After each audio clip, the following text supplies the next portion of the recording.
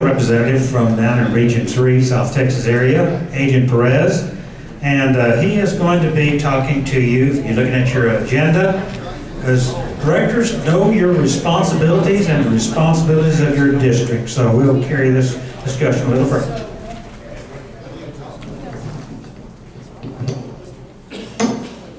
First of all, y'all had quite a morning. Y'all got the good, the bad, and the ugly, right? You got the good from Rex and Scott. You got the bad from Bob Greener, and you got the ugly from Don Brandenburger. You know, so. I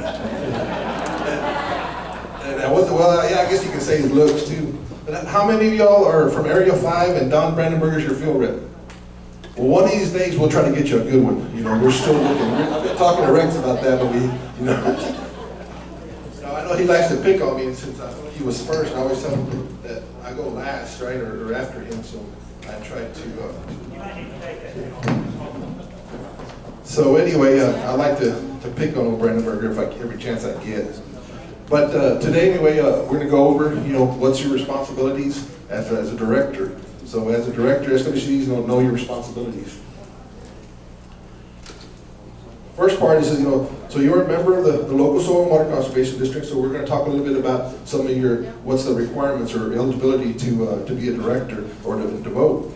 First, you have to be 18 years of age at least or older.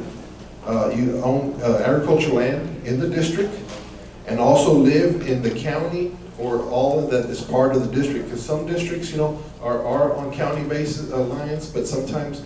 There are some districts that go outside of their county and might encompass, a ranch or several ranches or several areas. So it could be, outside of the county that you represent. And you also have to be actively engaged in farming and ranching. To qualify to serve, of course, same thing. You have to be 18 years of age or older and be an eligible voter. You have to own agricultural land in the subdivision that you're going to represent. And then you can live anywhere in the district, which is all in the county or whatever the district boundaries are, and also be actively engaged in farming and ranching. So in other words, you might live in town, but you might own a ranch or farm, in that area you're going to represent. That works. I mean, because you still own that land out there in that zone that you're going to represent. Or you can live in zone 5 and then own land in zone 3 and represent zone 3. I mean, that's fine, as long as you meet those requirements.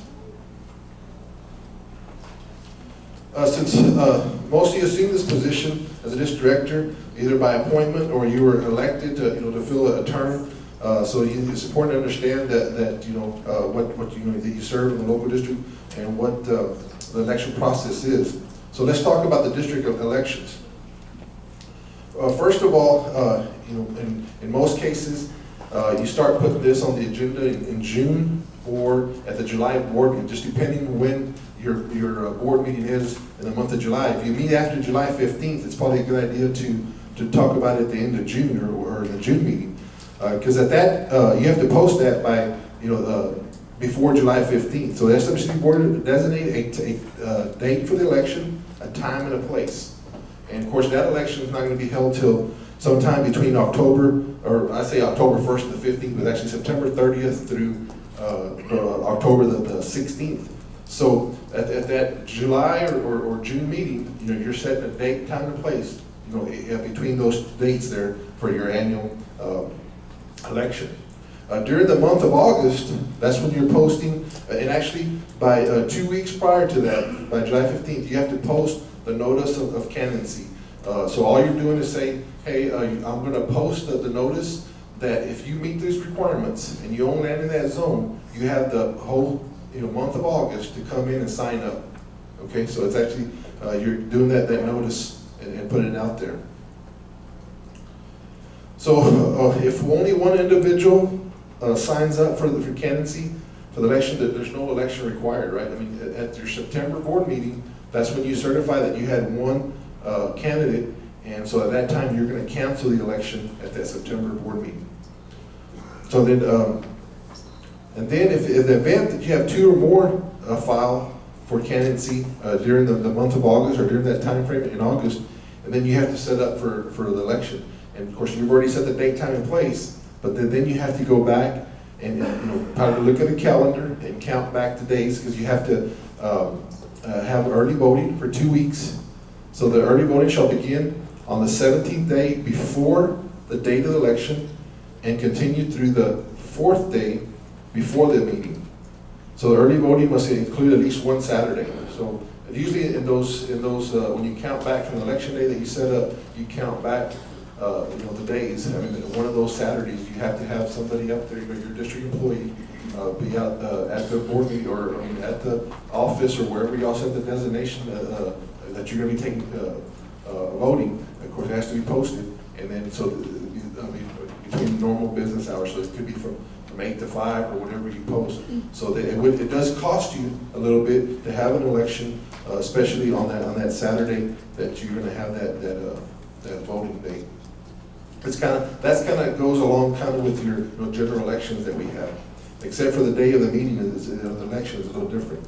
So on the day of the election, the SWCB shall hold a convention type election.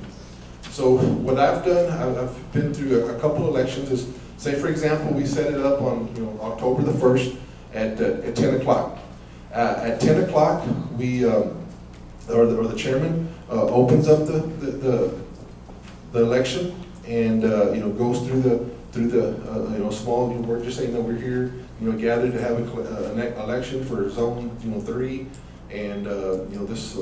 So then, and we had 2 candidates and so on and so forth. So most likely, what we've done in the past is that we say the chairman says that he's going to have it open for about 30 minutes. Because it was supposed to be a convention type election, and then at the end of that period, it's closed, and then they go to go look at the vote, count the votes that were early voting and the ones that voted that day. So the person, of course, receiving the majority of the votes for early voting and for the convention is certified as the director. Okay, so does everybody understand that part where what I just said? Yes, sir. No, I meant that earlier. It has to be of course, you got to be 18. The question is who is eligible to vote? Of course, you have to be 18 or older. Well, for both. But you have to own land in the county or the district, be 18, and be actively engaged in farming and ranching. That's eligibility for a voter. And to be a director, it's the same thing, but you have to own land in that zone that you're representing. So it's one extra, besides for between the voter and the director eligibility. No, he can live anywhere in the district, So he can live in any zone. So the second part of the question was, does the voter have to live in that zone? No, he can just live somewhere in that county, in the district. So now we'll go on to the terms of the office. Directors, of course, you serve a staggered term, a 4-year term, except for in 1 year you have the zones 1 and 2 are together, and then the rest of the time it's 3, 4, and 5, by themselves. So remember, 1 year you have elections for 1 and 2, and then 3, 4, and 5.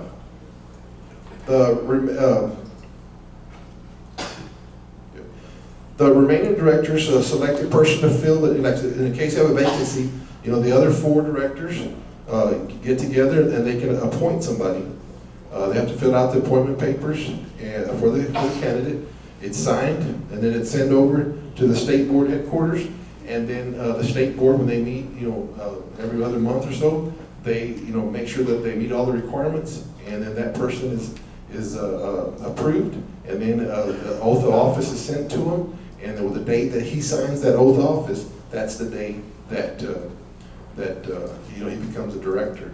And then of course, unexpired term is due to resignation or death, that can happen, and. At that time, that's when the other directors would select somebody.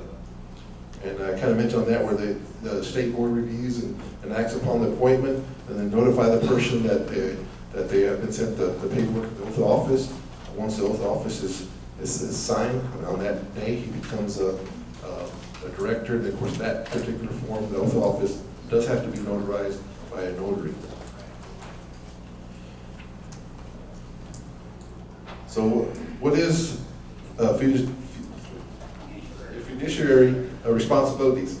Well, the duty is to legal relationship of confidence, and trust between two or more parties. Therefore, SWCD directors, as elected public officials, have fiduciary responsibilities. That means that the SWCD board acts as an administrative body for the district. As a conservation district director, you are a public official that will represent and protect the needs and interests of the public through the actions and decisions that y'all make as a director. So what does that mean? So you are entrusted with the power to administer state and local programs, receive and spend public funds, educate the public on local conservation issues, and of course there's a lot of other things that we can talk about that. But like, in other words, so that you've taken an oath, so you're saying that the best of your ability that you're going to follow and do all the guidelines and laws and conservation laws and everything, follow of what the SWCDs do. Some duties are specifically defined. First and foremost, of course, is to attend and take part in board meetings. Traditionally, I mean, there's, yes, you have your regular schedule. You have 12 board meetings, one every month. But then, there come some situations where you have to have more meetings throughout the year. So you can't do that as long as they're posted properly. Also, there's other activities that you can attend. You have, like state conventions, association meetings, and it just depends how active you want to be as a director. So just by attending the local board meeting, that's your first step and probably one of the most important steps as well. But there are other activities that you can do. Assure that the actions and policies of the district and its employees remain within the limitations of the Conservation District law. So we need to become familiar with those, in Texas conservation laws. And so a lot of times when you ask us questions about elections and all that, I mean, that's where we go to find out the answer if we don't know it already. So one thing, of course, we have to work with each other and work with fellow board members to evaluate the district's mission and overall strategy for accomplishing local conservation objectives. So you set local policy to reflect and balance the needs of the community you represent.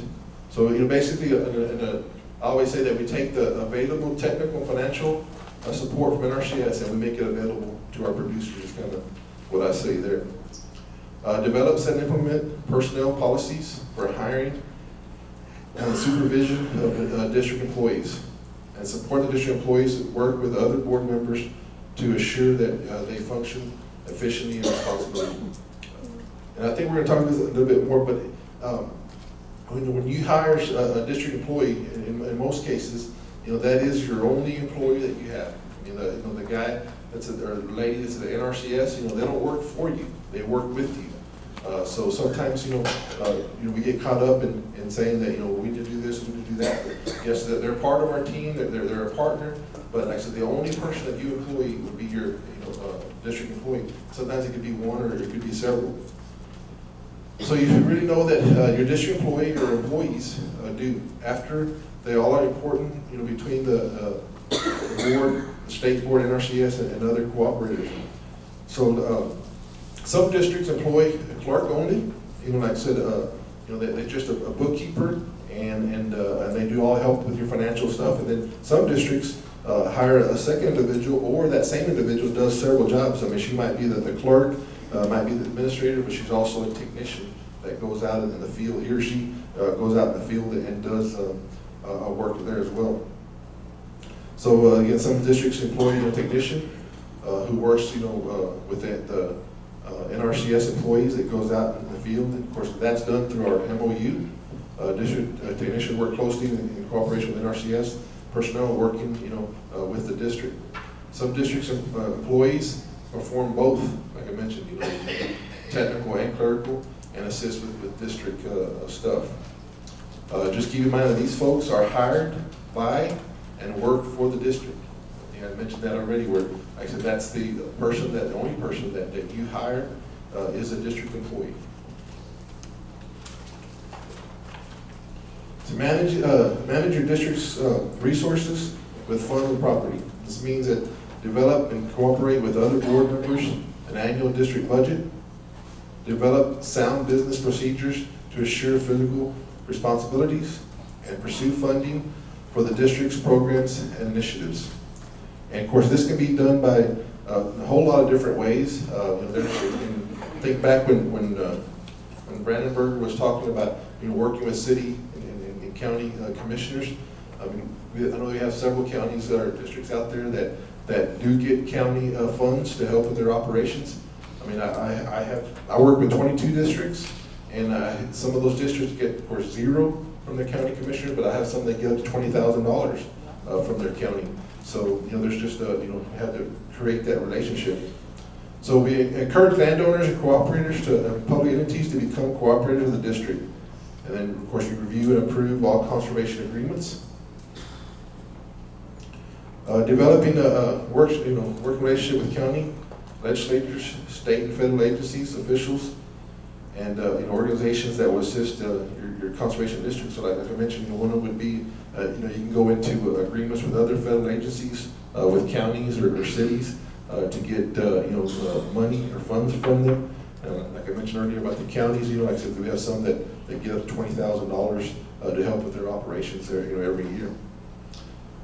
As a district director, you want to keep informed of conservation issues that your district, and become familiar with some stuff that's going on in the state and federal laws, policies, programs that affect conservation, in your district.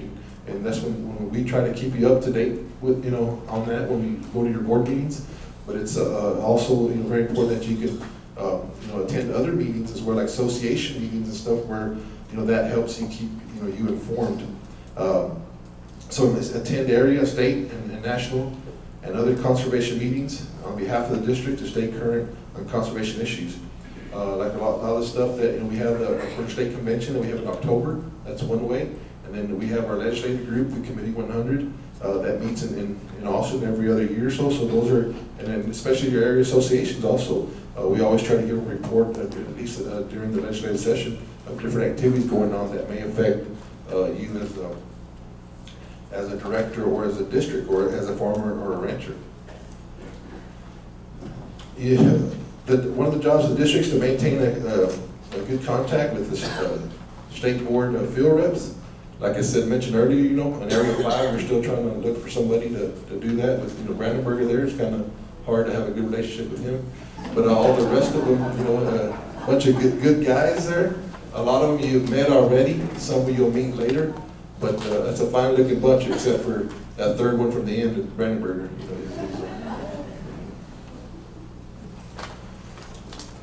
Your field rep has a role to help you to be effective director by keeping you and your fellow board members up to date on state policies, state board policies and programs, in addition to keeping the board in current in all state and national issues affecting conservation districts or interests.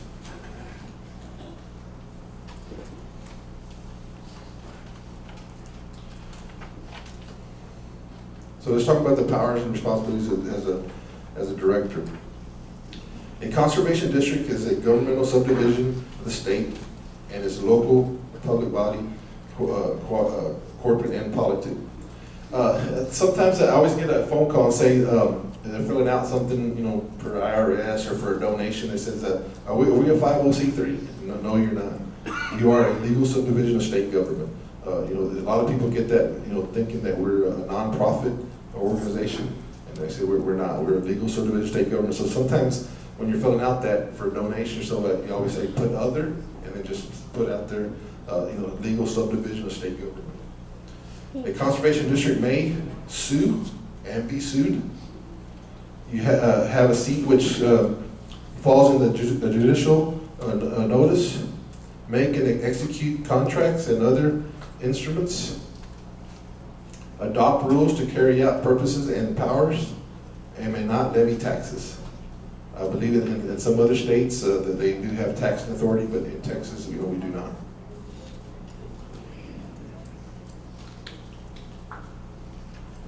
A district may carry out preventative control measures on any land that is owned by the state or the state agency with the support of the agency having jurisdiction of that land. The land is, if the land is privately owned, the conservation may carry out preventive and control measures on obtaining the consent of the owner.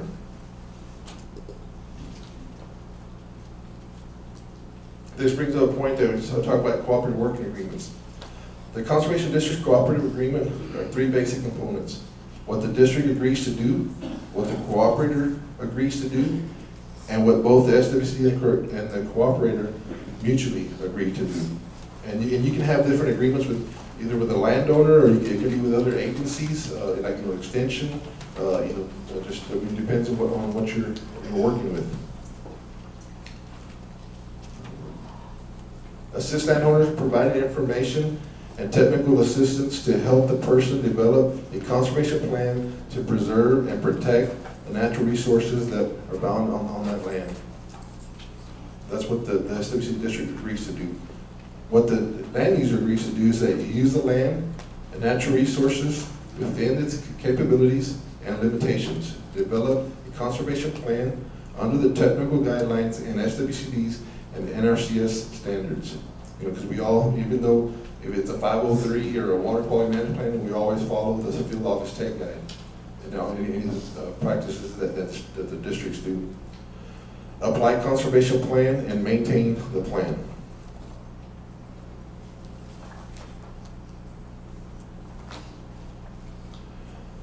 The SWCD cooperator and the SWCD and the cooperator agreement may have terminated and modified by mutual concurrence.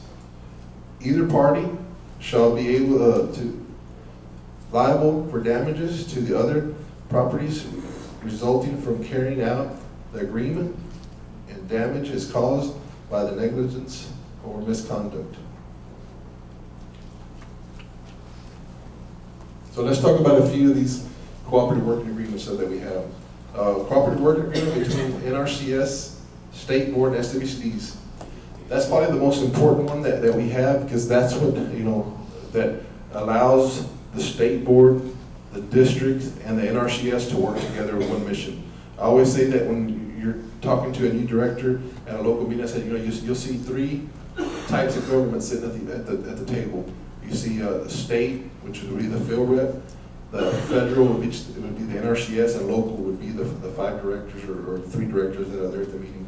So with those, and of course we also have maybe some supplemental working agreements, and about once a year or so, NRCS and the district, we always put it on the agenda, and we go over that MOU or that cooperative working agreement to make sure that everybody at the table is aware and understand those cooperative working agreements. So what else can a district do? And that's the WCB may obtain and acquire real and personal property.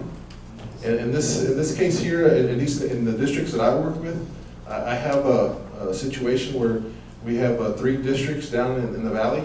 It's Hidalgo, Willacy, and Cameron, actually Cameron County, but it's at southmost SWCD. Way before my time, maybe Brandenburger was there, because he was here when everything started, it seems like. They were given 40 acres of land down there. So those 3 districts owned 40 acres of land, and at one time they were leasing it to ARS, the Agricultural Research Service, and they would do research on crops. And then after those crops were sold, that money was given to the districts, and it was split 3 ways. Since then, ARS has gone, so they lease that land to Real Farms down there. It's a farming entity down there, and they rent it for about $6,000 or something, $8,000 a year. It's irrigated land, so they actually they split that. I think it's $6,000 because they get $2,000 a piece, and then they also have water rights, and they have 200 acre-feet of municipal water that goes with those 40 acres. So in different times of drought or water shortage, they sell that or they lease those water rights to a municipality. So it has to be to a city. So they back when the last time they leased those water rights, they sold them, or they leased them for $10,000. So that $10,000 was split between the districts. So they're able. Like I said, the story of that is just that they're able to own land. Of course, there's several districts that have, they own the service center or own the building, and so there's a good opportunity to make some money off of those by renting it to NRCS or the FSA or the service center. So there, like I said, the district can acquire real and personal property. A district may maintain and administer and approve SWCD property, which we kind of talked about that. A district may receive income from real property and expand that income by carrying out its legal responsibility. The district may sell, lease, and otherwise dispose of its real property and interest in the property if they want to. So like I said, we're just, they can own land, you can buy it. And I had some situation where they went out and they bought the land and built the NRCS office. It's a standalone office, and NRCS was real helpful in obtaining that contract, and like I said, in coming up with a price that the district could afford to pay the loan back, and then also have a little bit of funds to maintain the building. So, some SWCDs have equipment. We have several districts that have grain drills that are leased out to producers to plant different types of grasses or seeds. So there's all kinds of some of them have spray rigs or there's different type of equipment. So SWCD can purchase machinery, equipment, and other materials to be able to sell to help with their programs. Provide a fee, of course, to rent those out, and the district can make money and pay back the money that they've used. The key with that is, like, say, if you bought a piece of equipment and you bought it out of the trust fund, of course, you can use that for matching funds, but those deposits, go back into the trust fund. And then if you use state funds for that, you can not use that money that you income from the state fund, but you can also have to deposit that money into the state fund. So before my time there, I know there's a district that had a building, and at the end of the year, of course, when you have your financial statement, it had on there that a certain percent of it was owned by the state fund, and a certain percent of it was owned by the trust fund. So when they got the income, they had to split that by that percentage. And I don't remember what it was anymore, but say it was 50-50. So they say they were getting $3,000 of rent a month, they'd have to give $1,500 to the state fund and $1,500 to the trust fund, because that's the way it was bought. Back, like I said, probably when Don Brandenburg was there, 'cause that was back in the 30s or so.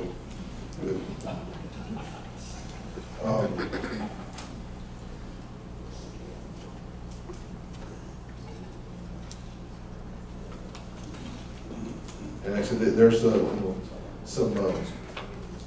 Then whenever you get ready to set, like say you have a piece of equipment that you want to get rid of, what you'd have to do is you'd have to go out for bids, and to be able to dispose of that particular equipment, or unless it was really obsolete or it was not usable anymore, you just have to put it on your agenda as an item on your agenda, make a motion to strike that out, and then you get rid of it. I know I've had somewhere, actually other districts had bidded at the NOB, had a drill a while back, and that it was already, they had it for a long time, so they sold it, they put it out for bids, and another district won that bid, so they took it, and then of course B went out there and bought a brand new one, spent about $25,000 or so, buying a new one, so you can do that. An SWCD, they may accept a donation, a gift, or a contribution in money, material, services, or other from federal government, the state or federal agency, and use and extend the donation or contribution in carrying out its operations. Everybody has their own ideas. Each district is different, but with some of the ones that I work with, of course, we send out, donation letters. You work with the county and get a county donation. Sometimes whenever they solicit, donations, they offer maybe like a gate sign or something to that in return for their donation. So, those things can be done. So, and there's a whole bunch of different ideas, and everybody has, in every district and every field rep probably has their own unique way that some of those districts raise money. So hopefully you got something out of this part, even though I'd like to pick on Brandenburg every once in a while. I wish he would have been in the room, but he's probably asleep out there. That's what we catch him do that pretty often. I actually have a picture of that.